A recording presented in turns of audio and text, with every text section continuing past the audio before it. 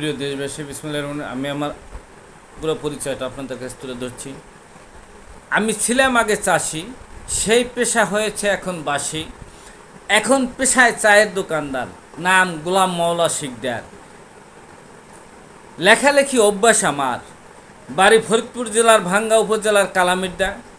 আমার শরীরে জড়ানো থাকতো পানি কাদা, ভাত মাছ রাজভোগ আমিত্তি রসগোল্লা খেজুরের গুড় ছিল ভরপুর আমাদের ফরিদপুর। নদ নদী খাল বিল ঝোপঝাড় পুকুর, এখনো প্রাকৃতিক সৌন্দর্যে আছে অপরূপ যেন স্বর্ণের মুকুর। বেড়াতে আসুন, আপ্যায়ন উপভোগ করুন, পাবেন মায়া মমতা সুমধুর এই ঐতিহ্য চলমান আমাদের ফরিদপুর। আমার বাড়ি ফরিদপুর, বুকটা গর্বে ভরপুর। ধন্যবাদ দেশবাসীকে, ধন্যবাদ সকলকে।